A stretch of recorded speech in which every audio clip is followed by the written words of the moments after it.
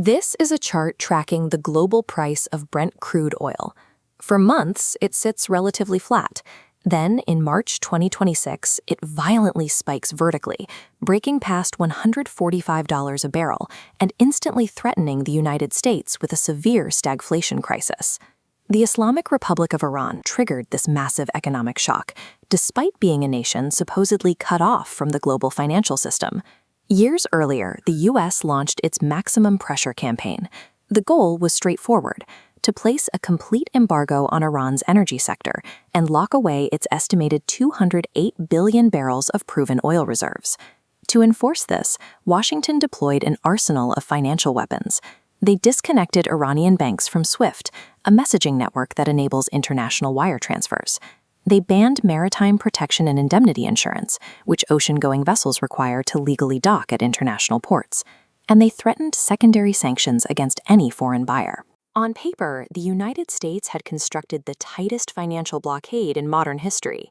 But out on the water, millions of barrels of Iranian oil never actually stopped flowing. To move that crude, Iran relied on a multi-jurisdictional shadow fleet. This is a decentralized network of aging, poorly maintained ships operating outside standard maritime regulations. Every single day, these undocumented vessels smuggled over 1.5 million barrels of Iranian oil. The fleet survived through sophisticated evasion. Tankers would deliberately disable their automatic identification system transponders to drop off the grid. Then, under the cover of darkness, they would execute highly dangerous ship-to-ship transfers, offloading their cargo to other vessels to obscure its origin. Almost all of this smuggled crude sailed toward a single destination. China's independent teapot refineries absorbed roughly 90% of Iran's seaborne exports. Because they operated outside the U.S. banking system, these independent refiners could buy the oil at a steep discount without fear of secondary sanctions. Before 2026, this dynamic created a quiet, gray market equilibrium. The U.S. maintained the appearance of an absolute blockade to satisfy domestic political demands, while Tehran and independent Chinese refiners bypassed the rules to keep their economies afloat. That equilibrium shattered in early 2026. In response to kinetic strikes, Iran shifted the game theory matrix by deploying its asymmetric naval capabilities, specifically fleets of heavily armed fast attack craft and naval mines. Their target was the Strait of Hormuz. 20% of the world's total supply of oil and liquefied natural gas must pass through this narrow 21-mile geographic bottleneck. By effectively mining and harassing this specific waterway, Iran choked off a fifth of global energy transit. The disruption instantly sent retail gasoline prices soaring in the United States, threatening a severe domestic recession. Faced with the political and economic reality of $145 oil, the U.S. Treasury was forced to issue what is known as General License U. General License U was a tactical retreat. It temporarily authorized global buyers to legally purchase Iranian oil already sitting at sea, instantly exempting them from the sanctions that had defined U.S. policy for years. The ultimate goal was to quickly flush the global market with fresh supply and force prices back down. The economic pain inflicted by closing a single 21-mile stretch of water was so severe, it forced Washington to intentionally dismantle its own financial blockade.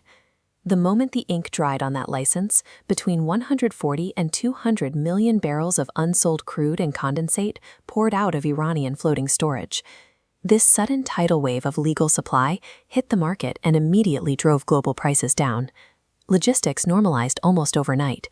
Top-tier European maritime insurers resumed covering Iranian cargoes, standard banking channels reopened, and the massive, legally compliant, very large crude carriers replaced the aging shadow fleet. This flow network chart shows how global trade instantly rerouted. Heavy lines of supply shifted away from the Chinese gray market and pointed directly toward refineries in India and the European Union, who aggressively resumed legal purchases. Competing on the open market wiped out the lucrative black market discount the Chinese independent refiners had enjoyed for years. But selling off stored inventory is very different from pumping new oil. Years of capital starvation left Iran with a staggering $250 billion infrastructure deficit. Their domestic facilities were chronically inefficient, naturally capping their long-term production capacity. A signature on a U.S. Treasury document can instantly unleash millions of barrels stored at sea. but it cannot instantly rebuild the decayed physical pipelines and refineries required to sustain a petrostate. The sudden influx of unsanctioned hard currency reorganized the regional balance of power. Foreign exchange reserves flowed back into Tehran's central bank, stabilizing the devalued Iranian rial and filling the state's sovereign coffers. Historically, a large percentage of that oil revenue goes straight to the Islamic Revolutionary Guard Corps. With money laundering costs erased, those funds flowed seamlessly into upgrading conventional military hardware and expanding financial support for proxy militias across the Middle East. Across the Persian Gulf, this created a dilemma for the OPEC cartel. Core members like Saudi Arabia suddenly had to figure out how to manage an unexpected influx of 1 million barrels a day into the market without crashing prices and destroying their own market share. By using sanctions relief as a tactical band-aid to solve acute domestic inflation, the U.S. inadvertently funded a long-term arms race across the entire region. This entire timeline reveals a contrast between two types of geopolitical power.